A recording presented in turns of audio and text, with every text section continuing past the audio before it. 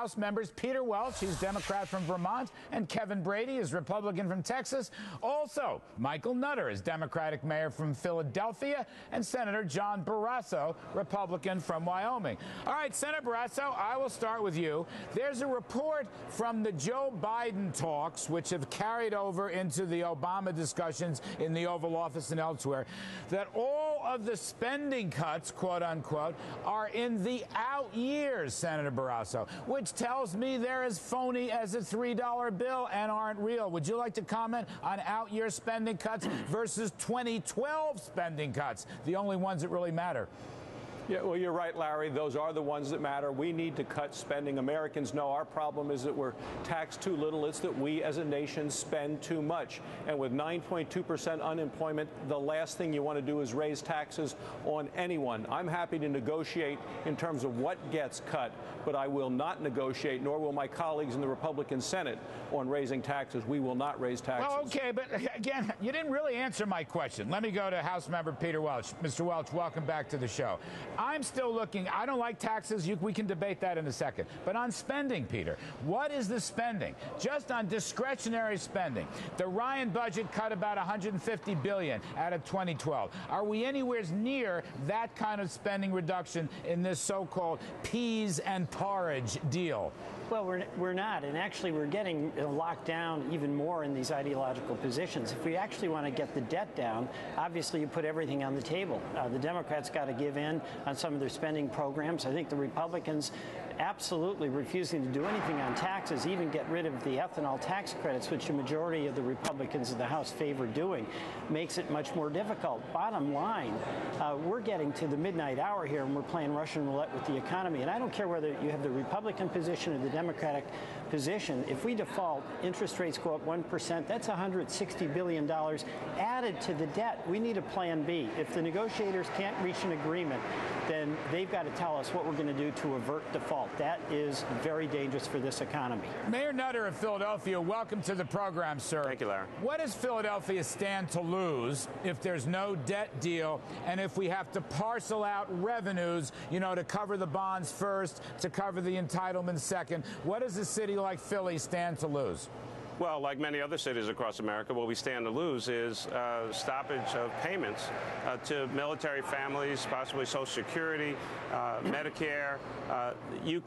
This will economically damage not just the country, but will shake the foundation of the full faith and credit of the United States of America. This would be economically devastating.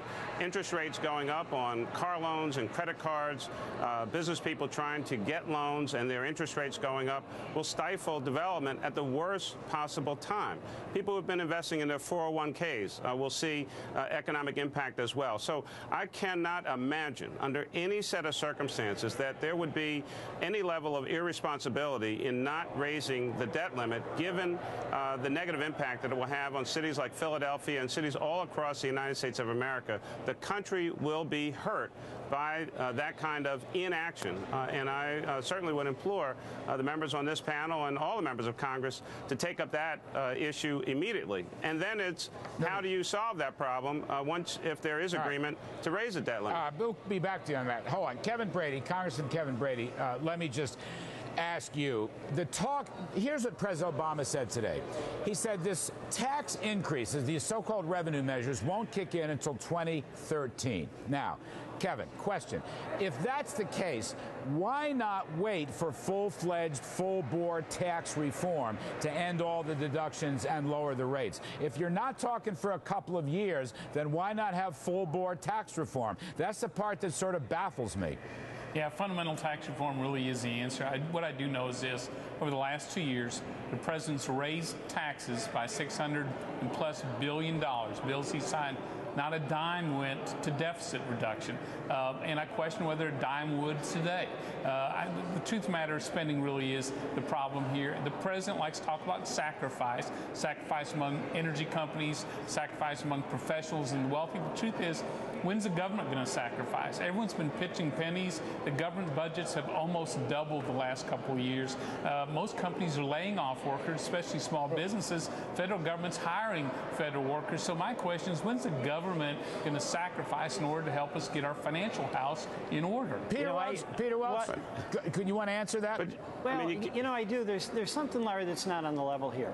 The folks who voted for the Ryan budget, which had those dramatic cuts that you're talking about, and now are adamant against raising the debt ceiling, that Ryan budget takes our deficit from our debt from $14.3 trillion to $23 trillion. So how is it that folks that support the Ryan budget that requires, in order to implement it, increasing the debt ceiling, are now stonewalling on doing anything other than defaulting on our bills? That just baffles me. This threat of default is serious, and we have to put aside whatever our leverage positions are to do what we know we have to do. Otherwise, we're going to get pistol whipped into doing it when the bond market turns with ferocity against the American economy. Well, all right. The discussion about quote unquote raising taxes, we're talking about the wealthiest Americans, not the average American. You can't balance a budget on the middle class, seniors, and students, millionaires and billionaires, hedge fund managers, oil and gas companies, corporate jet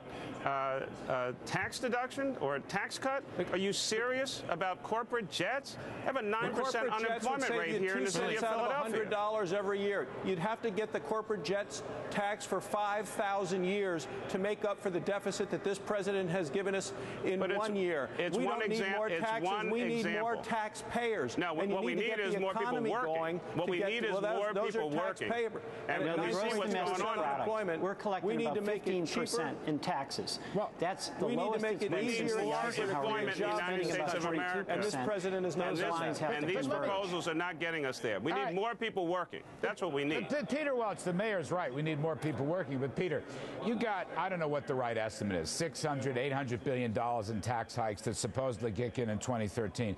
You also have 2013, the end of the Bush tax cuts. You've also got the Obamacare tax increases. You've got payroll taxes. You've got investment taxes. You've got business taxes, Peter. If you're an employer, I'm sure you know this, you're looking at, you're not going to hire unless you see clear sailing on cost for 3 or 4 or 5 years. Wouldn't you say these tax increases will keep a freeze on job creation? No, not all spending is the same. Not all taxes are the same. You spend money to do your roads and bridges. A lot of people are willing to borrow money for that. It helps us for generations. But you raise taxes. Warren Buffett, you can pay a few percent more. Going to Warren Buffett's driver or gardener, that's a little tougher. So they're not all the same. We're collecting about 15%. That's the lowest it's been since Eisenhower. I had to temporarily raise taxes here in Philadelphia. Ronald Reagan, kind of a serious Republican, raised taxes 11 times during his tenure. Well, Reagan, of course, kept the tax rates down. But, Senator Barrasso, I just want to ask you, you're in the leadership. Is there common ground here? All this stuff is happening. It's big media. So far, as we reported from Eamon Javers, there's nothing. Is there common ground, Senator Barrasso? The common ground is there are Republicans who are willing to raise the debt ceiling, which is what the president is requesting, and in return, we want an equal, if not larger, amounts of cuts in spending now, not in the out years, and taxes are off the table. Peter Welch, is Senator, that deal I know you possible? know this, that the cuts in spending are actually causing state and local governments to shed jobs. We're putting people out of work and contributing to our own unemployment problem. This is the opposite of what anybody should be doing. And we've got to go ahead, Kevin. No, I was just going to say, I'm glad we brought up Ronald Reagan because since his presidency through President Bush, we shrunk the size of the federal government in relation to the economy and grew 37 million new jobs. Since we started spending, we've lost jobs. I've got to get out. Clinton years, the higher tax rates, 20 million new jobs. So somehow investing in America, we're still this is an argument that says somehow investing in America gentlemen, you're a great is panel. a detriment to the country. I wish I had more time. Truly, Mayor Nutter, thank you. I wish I had much more time. I'm still looking for common ground. Peter Welch, thank you. This president's making it tougher and more expensive to create jobs in this country. Thank you very much. Senator John Barrasso, you're all terrific to come on and help us this evening. All right, still looking for